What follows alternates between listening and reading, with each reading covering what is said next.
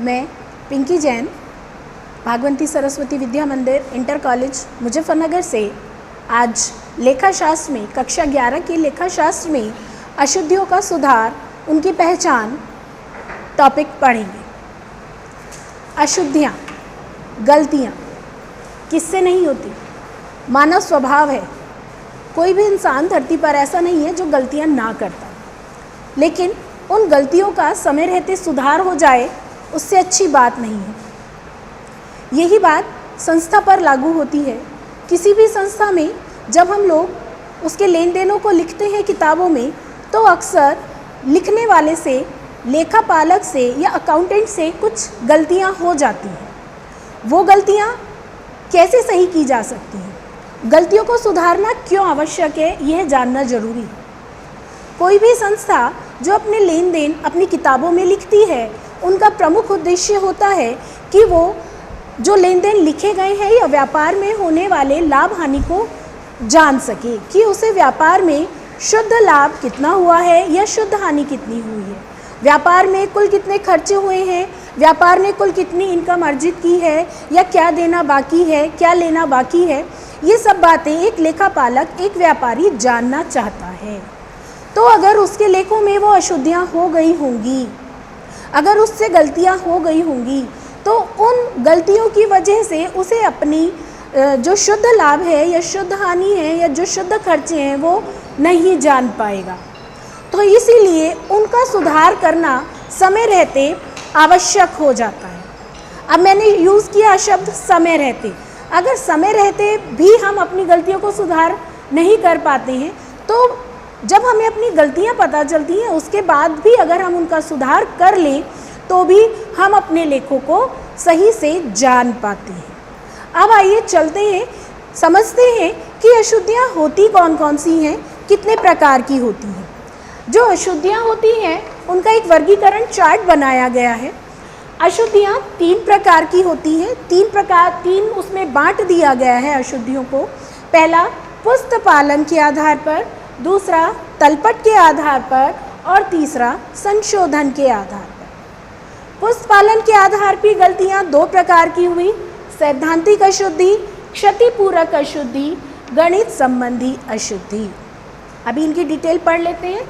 फिर तलपट के आधार पर 2 प्रकार की अशुद्धियां हैं, तलपट से प्रकट होने वाली, दूसरी है तलपट से प्रकट ना होने वाली अशुद्धि।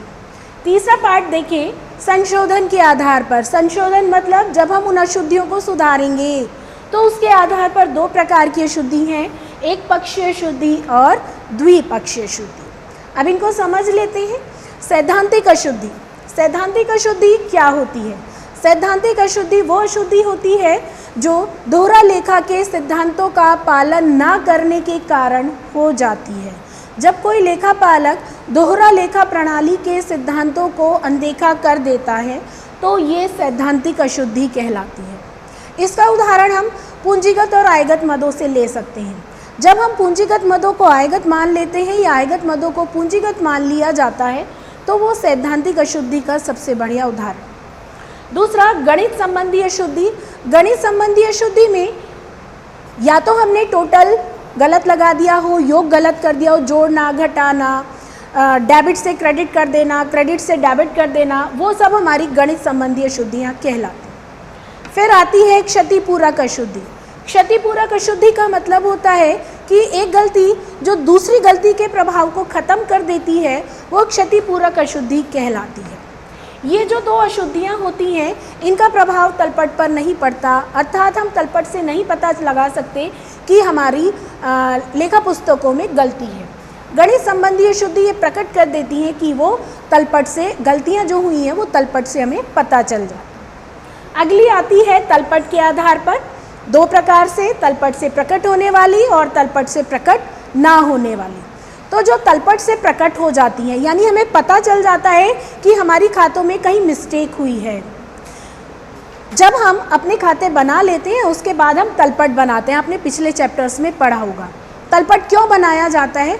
तलपट या परीक्षा सूची इसीलिए बनाई जाती है ताकि हमें पता चल सके, हम ये जान सकें कि कहीं हमारे खातों में कोई गलती तो नहीं हुई, तो इसीलिए हम तलपट बनाते हैं। अब कई बार क्या होता है, जब हम तलपट बनाते हैं तो हमारा तलपट का योग सही नहीं आता, तो ये मान लिया जाता है कहीं ना कहीं खातों में अशुद्धि हो गई है। तो वही है तलपट से प्रकट होने वाली अशुद्धि।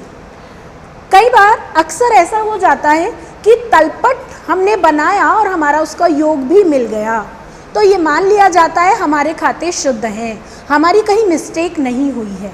लेकिन फिर भी कहीं ना कहीं मिस्टेक हो चुकी होती है। जैसे मैंने बताया भी सैद्धांतिक अशुद्धि जिसका प्रभाव तलपट पर नहीं पड़ता, तो वो अशुद्धि होती है तलपट से प्रकट ना होने वाली।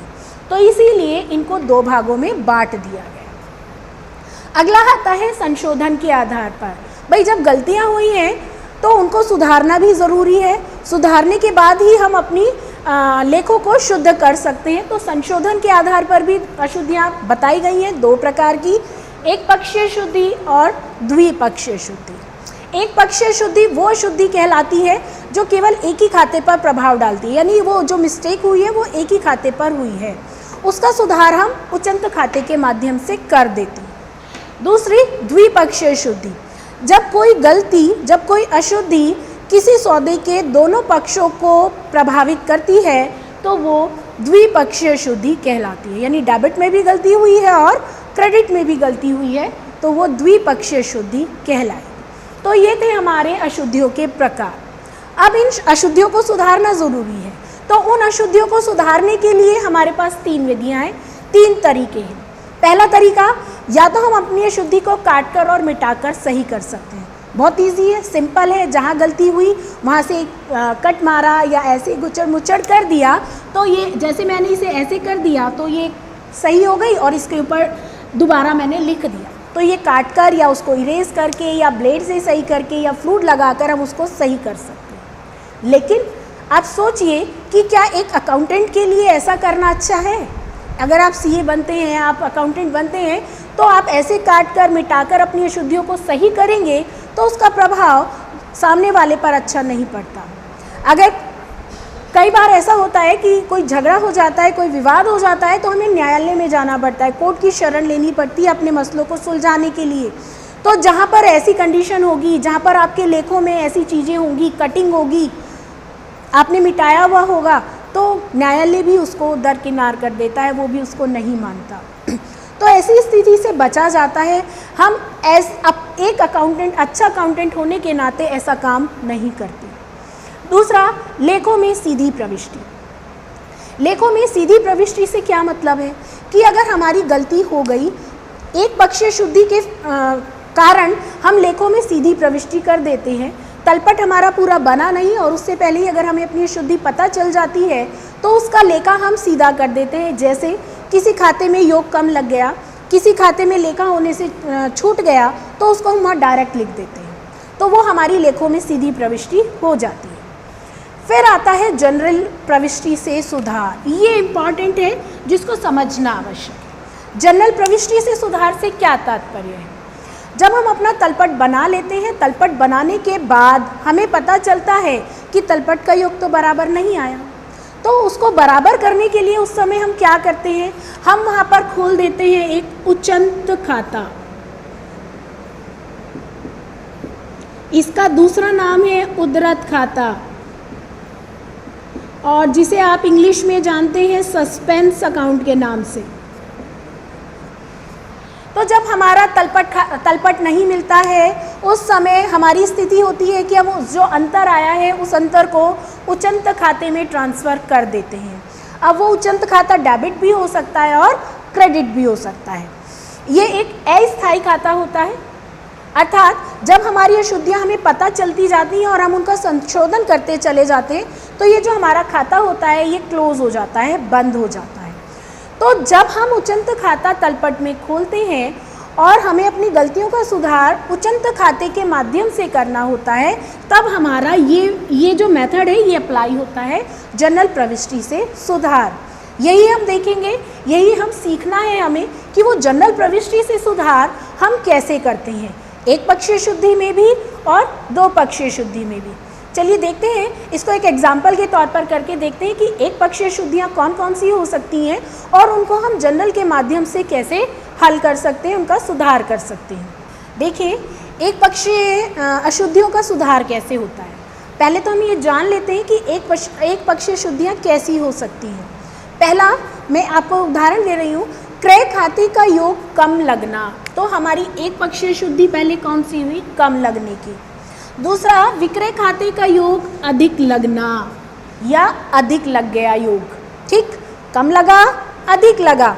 तीसरा, लेखा करना ही भूल गए एक खाते में, तीसरी तरह की शुद्धि। चौथा, यहाँ पर देखिए राम से मिले 100 रुपये गलती से राम के खाते में डेबिट कर दिए। यहाँ पर क्या कंडीशन हुई है कि हमें राम के खाते को क्रेडिट करना था लेकिन हमने डेबिट कर दिया। तो ये 4 तरह की अशुद्धियाँ हैं जो एक पक्षीय अशुद्धियाँ कहलाएंगी। अब इनको हल कैसे करेंगे? जब हमारे किसी खाते का योग कम लग जाता है तो उस खाते को हमें उसी पक्ष में रखना होता है जिस पक्ष में वो आता है। अब हमने क्रय खाते में लिखा है तो क्रय खाता हमारा डेबिट में आता है। तलपट में याद कीजिए क्रय खाते को हम डेबिट में लिखते हैं।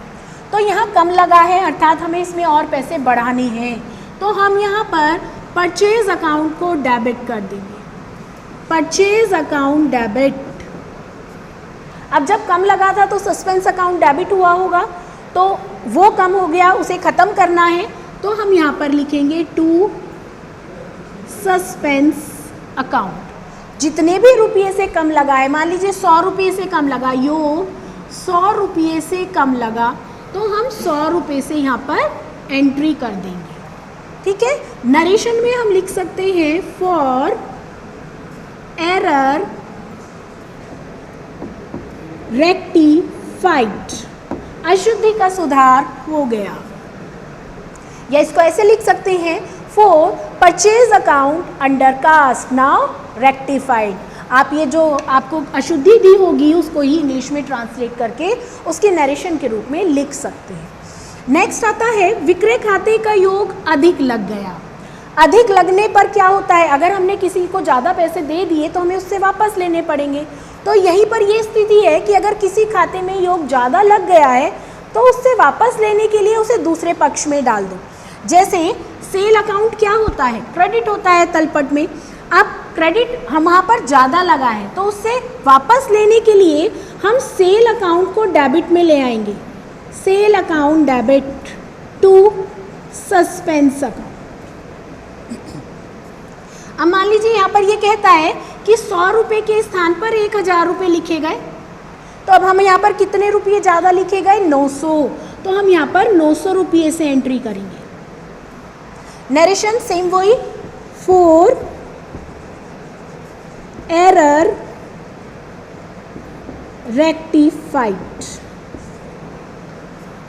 अगली कंडीशन आती है हम लेखा करना भूल गए। कौन से खाते में, हरास का लेखा। यहाँ केवल हरास की बात हो रही है, मशीन पर हरास का लेखा करना भूल गए, या ये लिख लो हरास खाते में लेखा करना भूल गए, हरास खाते में। तो यहाँ केवल हरास खाते में गलती हुई है। हरास खाता डेप्रिसिएशन अकाउंट फर्म के लिए एक हानि है, उस हानि को हम डेबिट करते हैं तो डेबिट में चला जाएगा depreciation account, depreciation account debit to suspense account. अगर मैं इसको यहाँ पलट दूँ, हम कहें कि मशीन पर हरास का लेखा मशीन खाते में करना भूल गए, यहाँ मशीन में भूल गए हैं तो उसके लिए क्या एंट्री बनेगी, मशीन डेबिट हो जाएगी, मशीन का मूल्य कम हो जाएगा तो हम करेंगे suspense account debit to machine account. जिस भी खाते में लेखा करना भूल गए हैं उसी को डेबिट या क्रेडिट करना है जहाँ पर वो आता है। अगला, राम से मिले 100 रुपये गलती से राम के खाते में डेबिट कर दिए। अब आप देखिए जब हमें राम से पैसे मिलेंगे तो हम सही एंट्री क्या करेंगे, कैश टू राम, यही होगी, ठीक। लेकिन हमने क्या करा, राम के खाते में डेबिट कर दिए, होने थे क्रेडिट कर दिए डेबिट, अब उससे वापस लेंगे, ठीक। तो ये गलती हो गई। अब इसे सही करने के लिए हम राम को उसकी जगह वापस ले आएंगे, Ram debit to suspense account. अब जब हमें उससे देने थे, हम उसे लेने थे हमें और हमने दे दिए तो अब हमें उससे डबल पैसा लेना पड़ेगा, तो यहाँ पर 200 रुपये से एंट्री होगी फॉर एरर रेक्टिफाइड।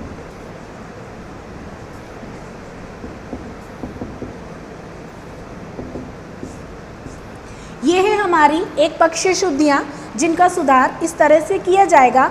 आगे चलते हैं द्विपक्षीय शुद्धि की तरफ। देखते हैं द्विपक्षीय अशुद्धियों के सुधार का तरीका, कैसे करते हैं हम द्विपक्षीय शुद्धियों का सुधार। द्विपक्षीय शुद्धियों को सुधारने के लिए हमें यहाँ पर 3 तरह के कॉलम बनाना, ठीक। इसमें हम करेंगे करेक्ट एंट्री,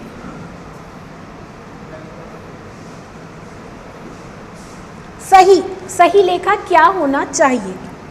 दूसरा कॉलम जो हम लेते हैं वो लेते हैं इनकरेक्ट एंट्री का, कि हमने क्या गलत कर दिया। और तीसरा कॉलम लेते हैं हम रेक्टिफाइड एंट्री, कि जो गलती हो गई उसका सुधार हम कैसे कर रहे हैं। ये जो मैं आपको 3 कॉलम बता रही हूँ, ये तरीका बता रही हूँ, ये जो 2 कॉलम बना रहे हैं केवल एक सिखाने के पर्पस से बना रहे हैं। आप एग्ज़ाम में चाहें तो इन्हें वर्किंग नोट के रूप में लिख सकते हैं, लेकिन जो चेक होता है वो केवल यही होता है रेक्टिफाइड एंट्री का, कि आपने उसका कैसे सुधार किया है, ठीक है। ये केवल आपको सिखाने के उद्देश्य से बनाया जा रहा है। अब मैंने यहाँ पर कुछ एग्जाम्पल लिए हैं, उनको हल करके देखते हैं। द्विपक्षीय शुद्धि के उदाहरण हैं। पहला, कारखाना भवन की वृद्धि में लगाए गए 2000 रुपये मरम्मत खाते में लिख दिए। देखिए, ये पूंजीगत खर्च है। कारखाना भवन में जब हम पैसे लगा रहे हैं, उसकी वृद्धि करा रहे हैं, अब मेन शब्द दिया है वृद्धि, तो जब हम वृद्धि कर रहे हैं तो ये हमारा पूंजीगत खर्च बन जाता है। लेकिन हमने इसे कहाँ लिख दिया? मरम्मत खाते में। ये P&L अकाउंट में चला गया होगा, ये आयगत खर्च है। तो हमारी यहाँ सैद्धांतिक अशुद्धि हो रही है ये, कि जब हमने पूंजीगत खर्चे को आयगत मान लिया है। जो पूंजीगत खर्च होता है वो बैलेंस शीट में जाता है, और जो आयगत होता है वो लाभ हानि खाते में जाता है। तो इससे हमारा क्या प्रभाव पड़ा? इससे जो हमारे लाभ थे वो बढ़ गए हैं, ठीक है, क्योंकि वो वहाँ पर खर्चा नहीं लिखा गया 2000 का, तो वो लाभों को बढ़ा रहा है। तो इसका सुधार कैसे करेंगे? जब हम कारखाना भवन की वृद्धि कर रहे हैं, पूंजीगत खर्च है, तो यहाँ पर जो हमारा बिल्डिंग अकाउंट है वो डेबिट होना चाहिए। हमारी जो सही एंट्री होनी चाहिए वो होनी चाहिए building account debit to cash account. लेकिन हमने क्या गलती कर दी? हमने गलती कर दी कि हमने उसे मरम्मत खाते में लिख दिया। तो हमने मरम्मत खाते को डेबिट कर दिया होगा। Repair account debit to cash account. Building को नहीं लिखा, रिपेयर को लिख दिया, जबकि कैश अकाउंट दोनों जगह क्रेडिट हो गया। तो यहाँ ये 2 पक्षों में गलती हो गई, बिल्डिंग अकाउंट में और रिपेयर अकाउंट में, 2 खातों में गलती हो गई। तो अब इनका सुधार करने कैसे करेंगे? बिल्डिंग अकाउंट में लिखना चाहिए था, नहीं लिखा, तो अब लिख दो। तो हमारा यहाँ पर जो है बिल्डिंग अकाउंट डेबिट हो जाएगा। इसे अपनी जगह ले आओ। ये है राजा, ये बैठेगा यहाँ सिंहासन, ठीक। गलती से कौन बैठा है वहाँ? रिपेयर। इसे हटाना है।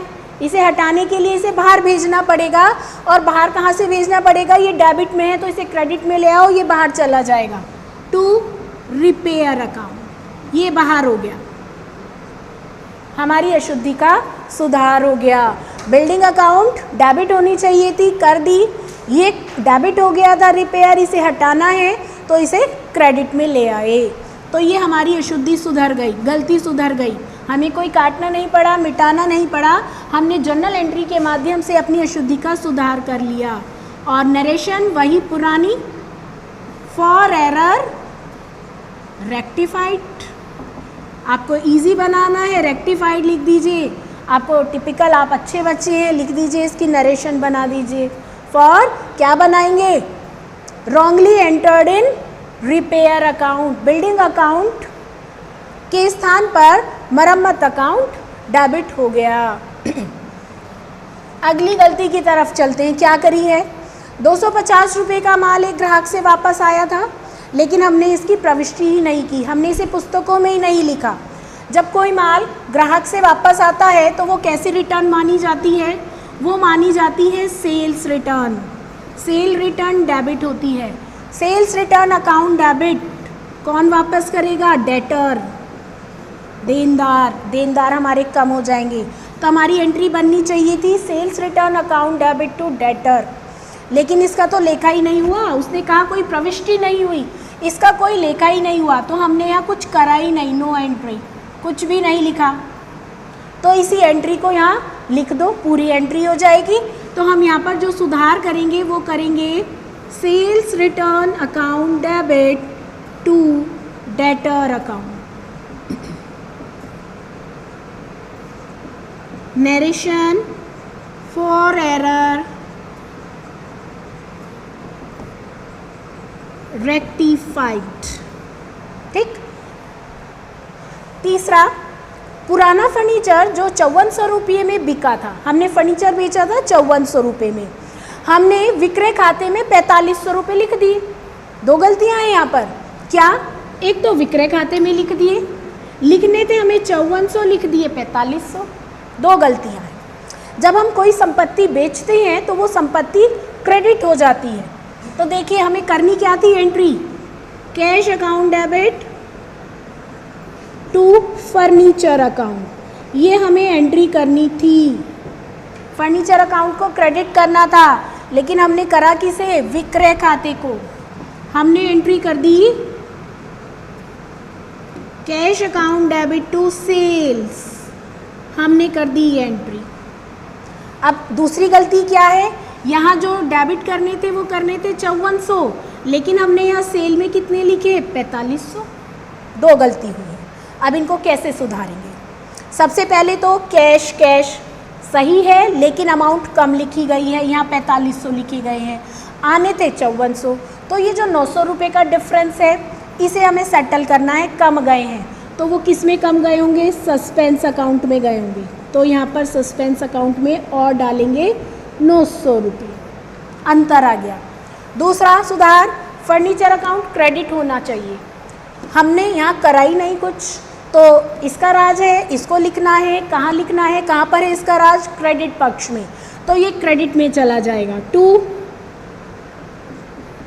फर्नीचर। कितने रुपए से जाना चाहिए था? 5400 से। ठीक।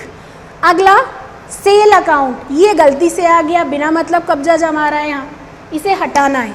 इसे हटाना है, कहाँ से हटाना है? क्रेडिट से। तो हटाने के लिए इसे कहाँ ले जाएं? डेबिट में। कितने रुपये से आया था? 4500 से। ले जाओ भाई अपने 4500 रुपये।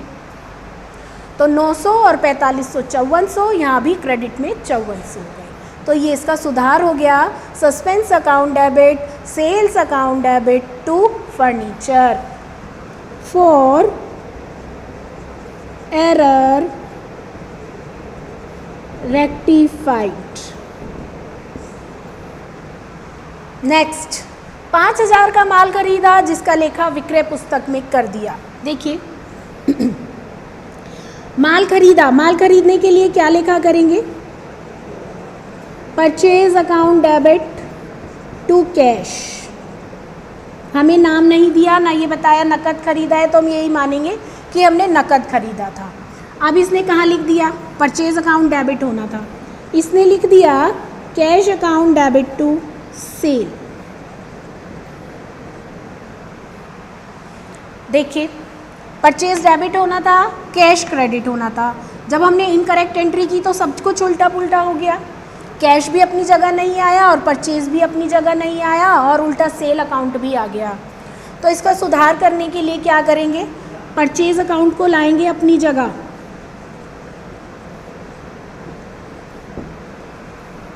सेल अकाउंट जो गलती से कब्जा जमा कर बैठ गया क्रेडिट में, उसे वापस भेज दो और डेबिट में ले आओ। टू सस्पेंस 5000 परचेज में जाने चाहिए थे, ये डाल दिए। सेल में 5000 चले गए थे, ये वापस आ गए और इनका टोटल हुआ 10,000, सस्पेंस अकाउंट में क्रेडिट हो जाएगा। नेक्स्ट है, मुनीम को दिया गया 1000 रुपये का वेतन उसके व्यक्तिगत खाते में लिख दिया। जब हम किसी को वेतन देते हैं, किसी को किराया देते हैं, यानी जो भी नॉमिनल अकाउंट्स होते हैं उनको ही डेबिट किया जाता है। तो यहाँ पर जो हमारा नॉमिनल अकाउंट है वो सैलरी है, वेतन है, तो यहाँ पर वेतन अकाउंट ही डेबिट होना चाहिए। हमारी एंट्री होनी चाहिए थी salary account debit to cash, लेकिन हमने व्यक्तिगत खाते यानी मुनीम के खाते में लिख दिया। मुनीम को लिख लो क्लर्क, हमने लिख दिया clerk account debit to cash. ठीक, अब इसको सुधार करेंगे। सैलरी जो डेबिट में आनी चाहिए उसे डेबिट में लिख दो,